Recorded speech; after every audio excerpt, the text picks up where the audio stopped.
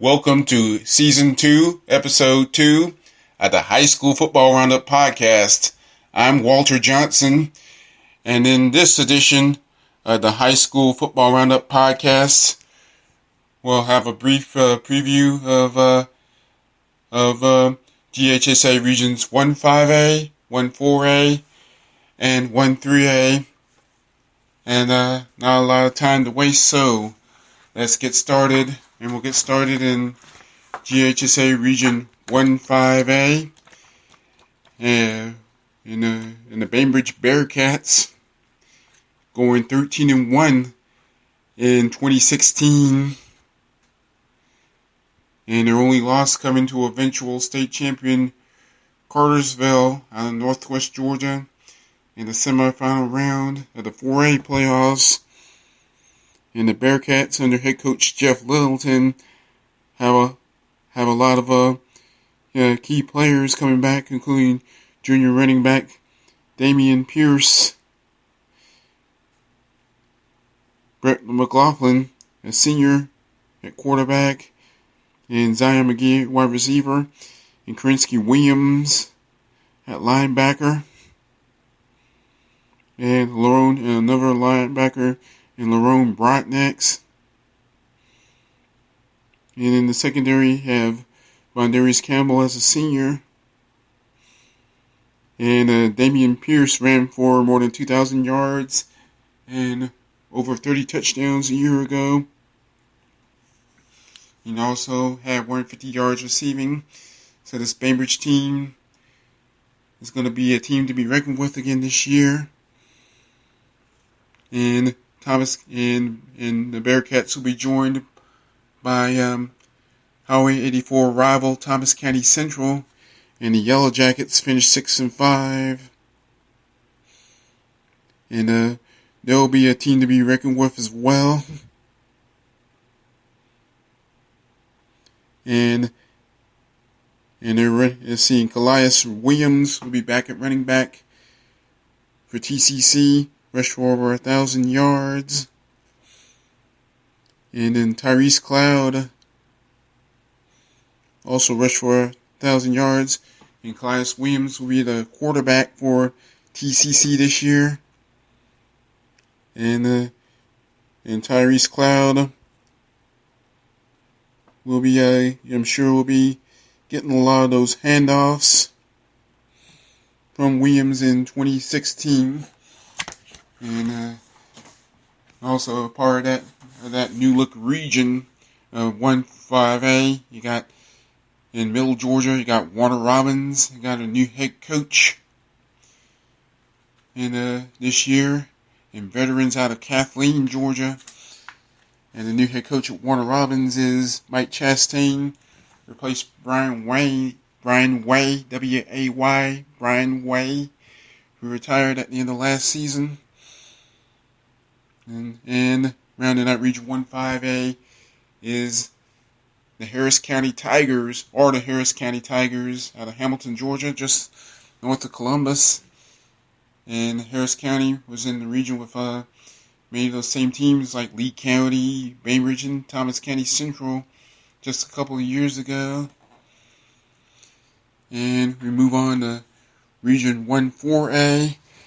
And you got 3 schools from our area, the Southwest Georgia Network coverage area, in America Sumter, Cairo, and Westover of Albany. And Eric Soliday returns for yet another season this year, just 3-7 a year ago. And AJ Payne will be back for his junior season and making the stop in Albany. And the Westover Patriots were just 2-7 a year ago.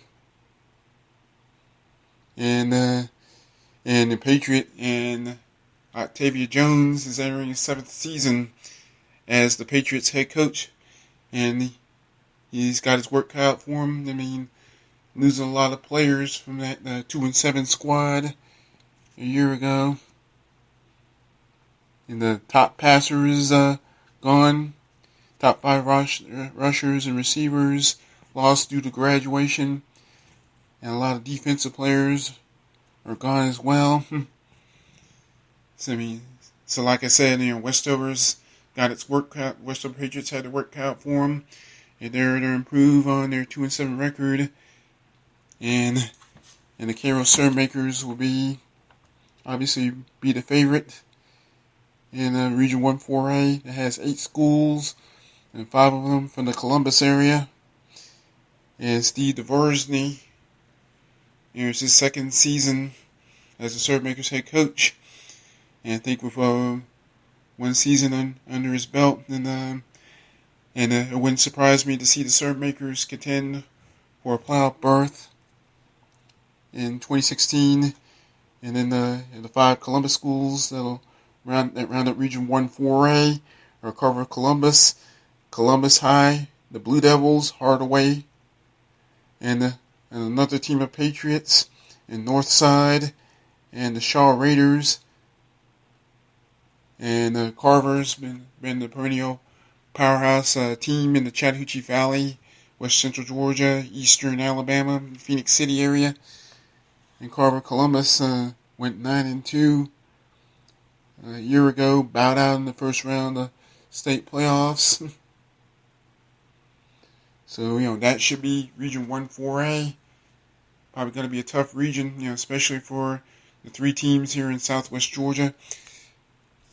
And we quickly move on to Class AAA, Region 1 AAA, and that's going to be a very interesting region, probably in a very competitive region, in fact. And got Cook of Adel, the Cook Hornets from Adel, Georgia, Crisp County Cougars from Cordeo, 2 schools from Albany, and the Daugherty Trojans and Monroe Tornadoes, and the Worth County Rams from just east of Albany in Sylvester. And Bobby Jones will be back for year number 2 at the Hornets helm. And there are 2 key players coming back. Then you got Brandon Doe, DOE, and will be starting at running back, and on offense, and linebacker on defense, and Trey Jackson. And will be counted on to patrol the secondary.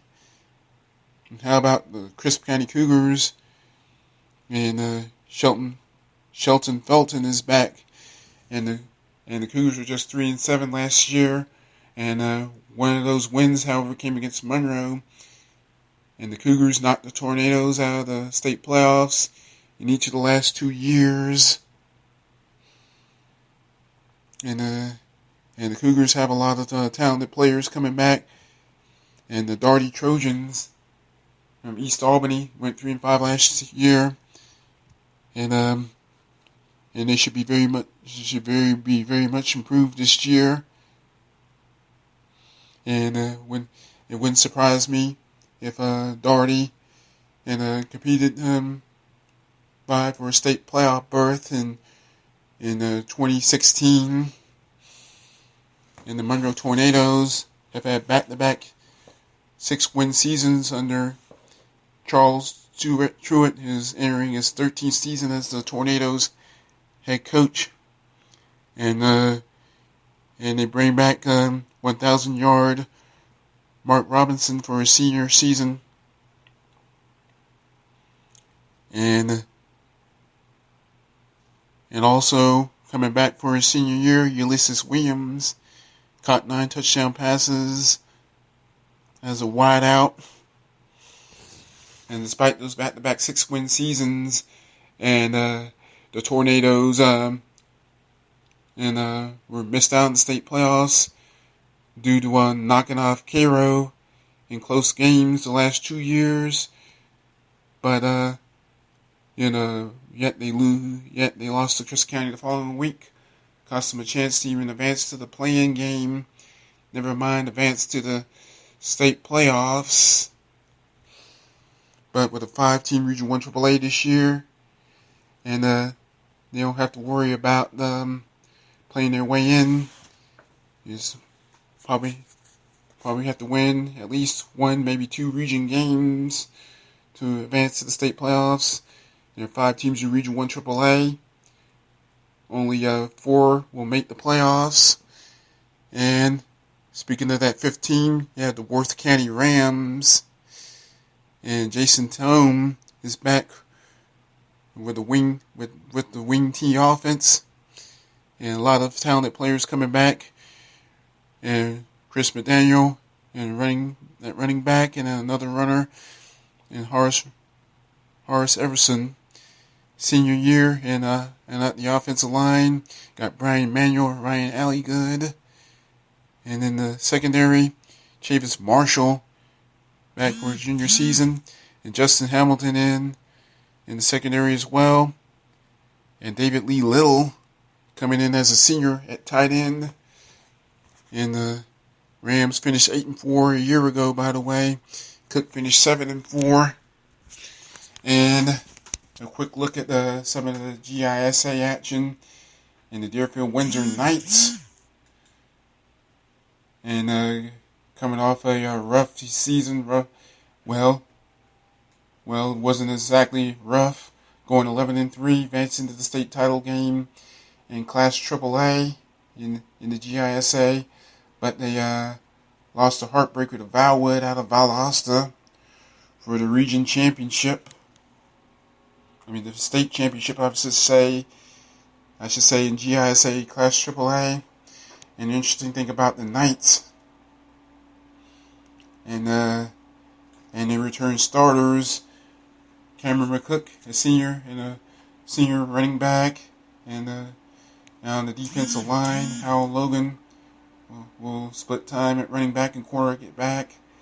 John Jacobs, another corner, and Derek Davis with an E. Derek with an E, and Derek Davis with an I.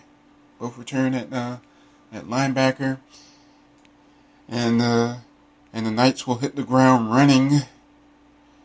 And starting on Friday, August 12th this week, as they open against Trinity Christian of Sharpsburg and at Miller County on August 19th down in Colquitt, Georgia. It's a exhibition game for the Pirates, but a regular season game for the Knights. And there will be no bye weeks for the Knights. And also, and Deerfield Windsor will compete in GISA Region 3 AAA with the likes of Southland Academy out of Americus, Georgia, Tift Area Academy near Tifton and Chula, Georgia, the aforementioned Valwood and Brookwood and Thomasville, and Southwest Georgia Academy will compete in Class AA. Southwest Georgia Academy out of Damascus, Georgia, in Early County, and Terrell Academy from Dawson, opening against Flint River, who also makes up that region, GISA Region 3 AA, and Georgia, as well as Georgia Christian out of Lowndes County, tiny town of Jasher, Georgia, and Westwood School out of Camilla, Georgia, dropping down to Class AA after spending the last couple of seasons in AAA. So there's lots to like, and about the GISA this year. And unfortunately, that's going to do it for Season 2, Episode 2, the SWGA Sports Podcast. Remember, you can listen at southwestgeorgia.network.com and follow on Twitter, SWJ Network, and also on Spreaker at SWJ Network 12345. Thanks for listening.